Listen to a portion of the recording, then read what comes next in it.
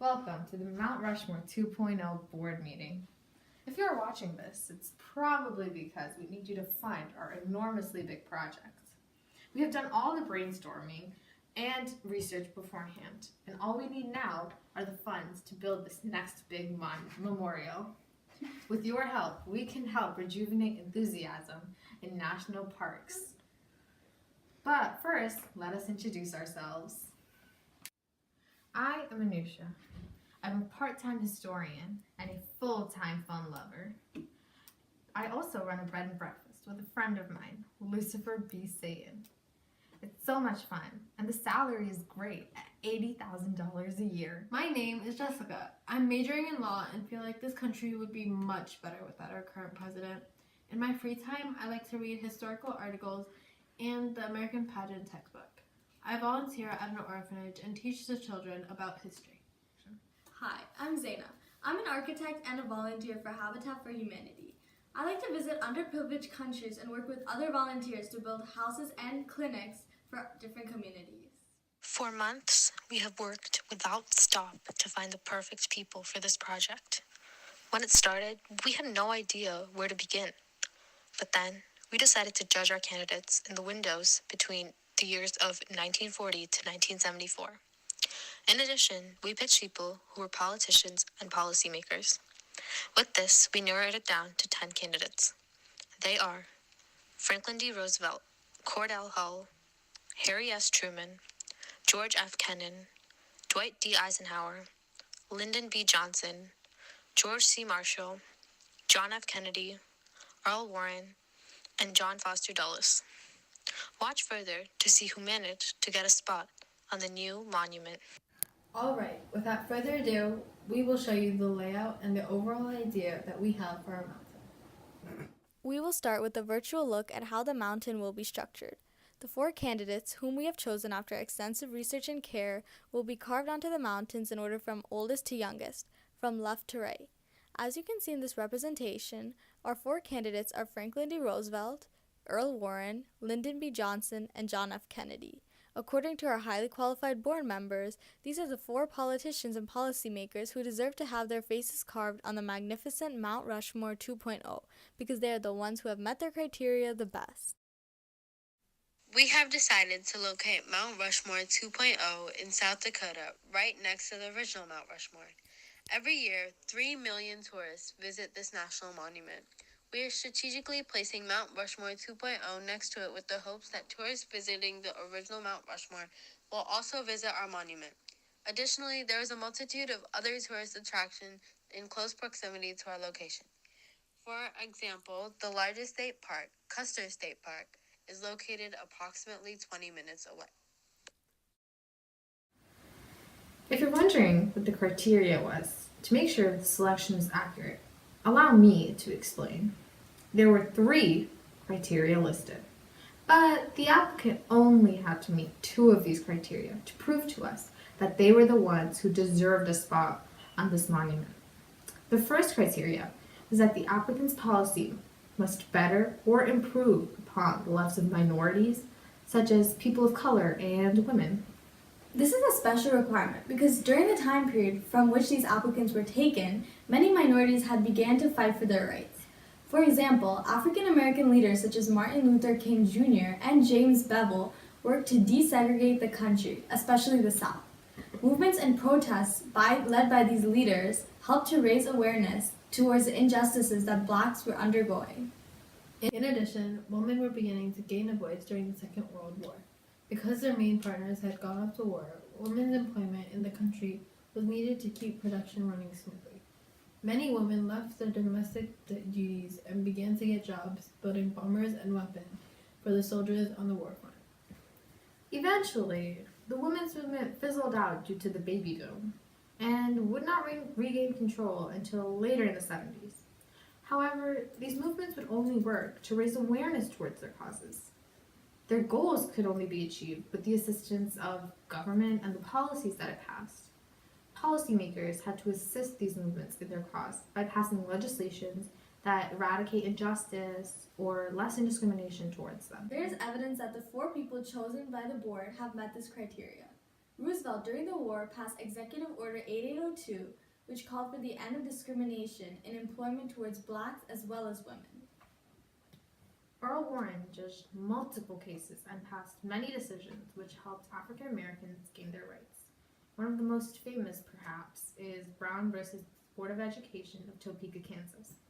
In this historic case, the Warren Court unanimously decided that separate but equal facilities were not fair towards the African Americans, and therefore overturned the Supreme Court's previous decision of Plessy v. Ferguson.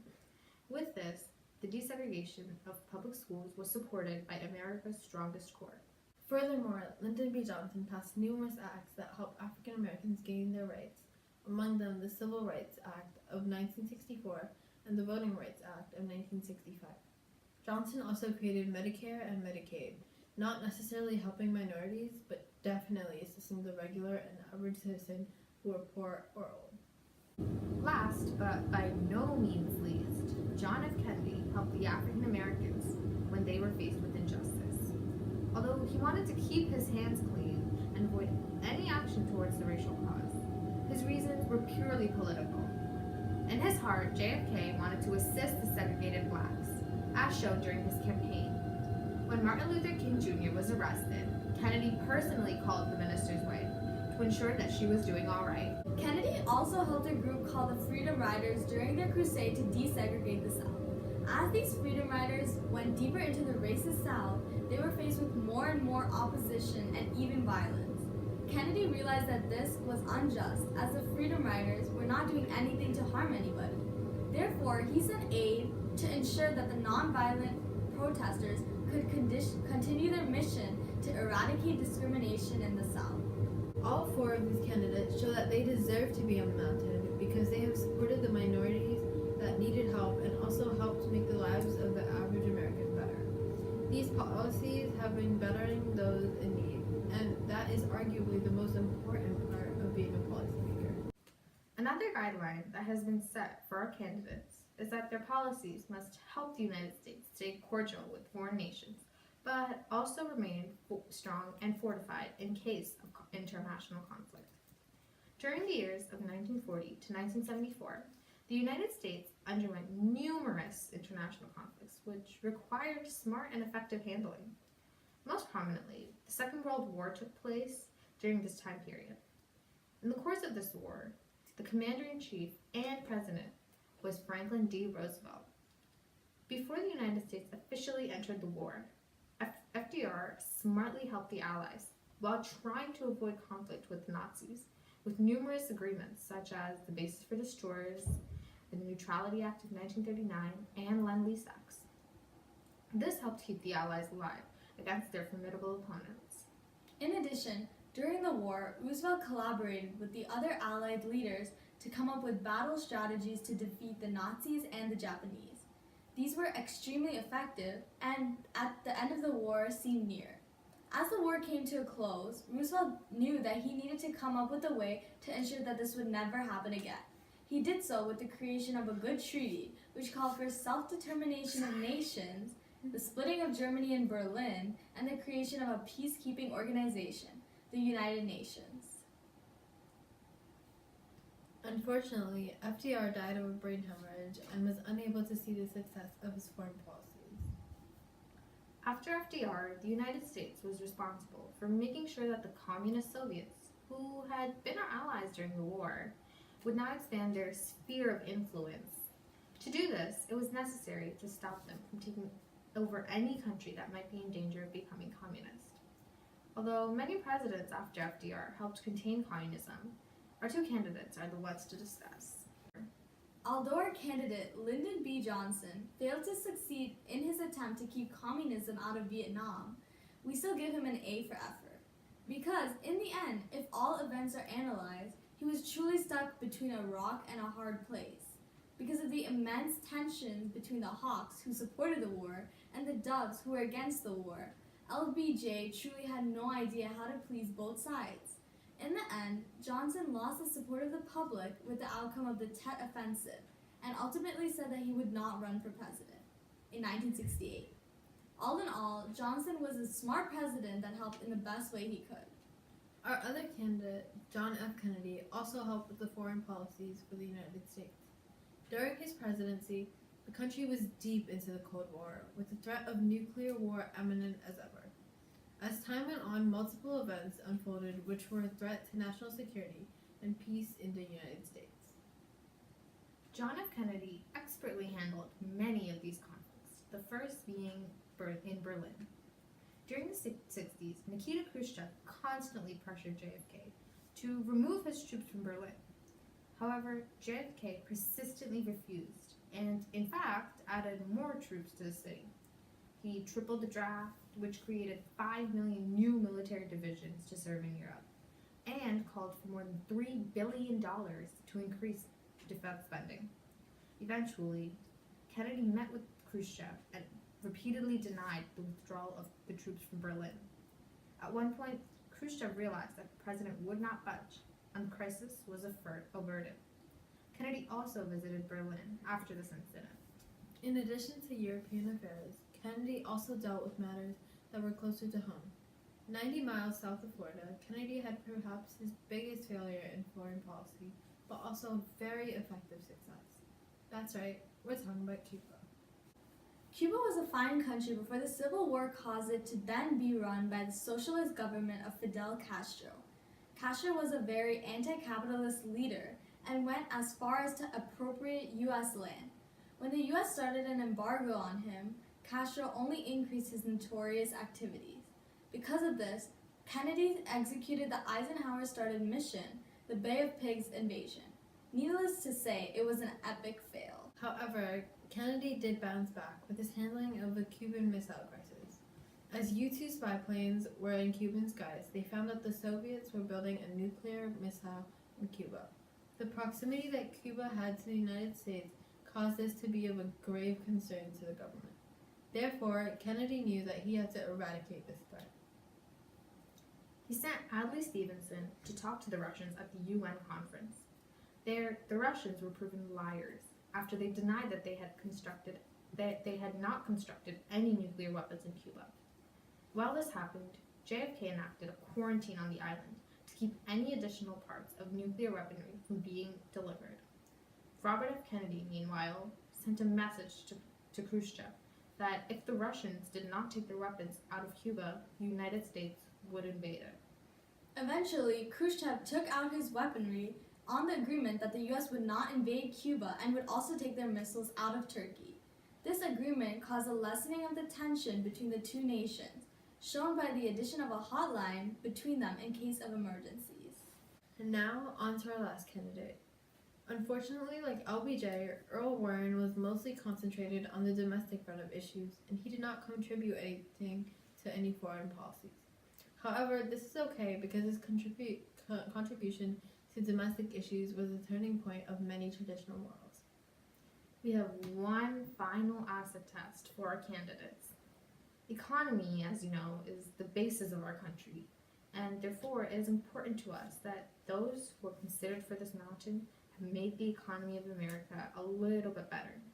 Of course, all four of the people that we have chosen have contributed to the stability of the economy with their policies.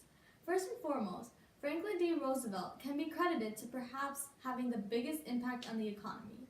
However, because we analyze the years from 1940 to 1974, the Great Depression, part of Roosevelt's contribution, will not be considered. However, during the Second World War, Roosevelt helped ensure that there would not be another crash like the Great Depression with the creation of multiple agencies and organizations. The War Production Board and the Office of Price Administration are examples of this. Our second candidate, Earl Warren, passed an extremely important decision with the court case Flora versus United States. In this decision, Warren decided that a taxpayer must pay the full amount of income tax deficiency evaluated by the Commissioner of Internal Revenue before he challenges its accuracy in a federal district court suit for refund. In simpler terms, the ruling of this case was that a person has to pay their income taxes fully before going to the court with the accusation that they are inaccurate. An example of an error would be that the tax rate is disproportionate to one's income. In addition, our third candidate, Lyndon B. Johnson, helped the poor rise to the middle class with his Great Society programs. With this, Much of the economy was benefited because of the redistribution of wealth and the uplifting of the lower class. Furthermore, our final candidate, John F. Kennedy, assisted the economy with his tax cuts and increasing of defense and social expenditures. Although this was more of a Republican take on helping the economy, Kennedy managed to double economic growth and decrease inflation and unemployment. However, because we have thoroughly researched our candidates, there is also evidence that JFK's policies did not help wealth distribution. However, because of the immense good that they did do, we're counting this as a contribution. In addition to our criteria, we also ensured that the politicians that we picked led successful and honest campaigns. This means that they did not accept any campaign gifts, won on the basis of their qualifications and fair practices in their journey to the White House. All those who we have chosen and have run for their positions display that they were very righteous and good during their campaigns. They also utilized extremely smart tactics to get themselves elected. For instance, John F. Kennedy used makeup and TV spotlight to make himself look more like a fit choice for the presidency. He participated in a televised debate, which ultimately became the reason for his success in the election of 1960, due to his composure and knack of public speaking. In addition, LBJ used the Gulf of Tonkin resolution to ensure that he got a blank check from Congress and showed that his opponent, Barry Goldwater, was extremely truculent. Because of this, LBJ was able to score a ticket to the White House and become president. Furthermore, our last politician, FDR, was so good at his job that he managed to get elected not once, not twice, not thrice, but 4 times in his life. Now that's commitment. And that's it, folks. Those were all of our criteria and requirements for choosing the perfect candidates for our new Mount Rushmore 2.0. As you can see, all of our candidates are perfect for this memorial and will help the people in the United States be more aware of our nation's past politicians and how they helped change our nation for its betterment. Because of the extensive research that we presented, you know that you can trust us with your funding. Our decisions on who had the best and most effective policies and who was the best politician are very well researched and thought out. We hope that you will take all our well-researched points into consideration and fund our project, because we know that this monument will be a great addition to the celebration of America's great past.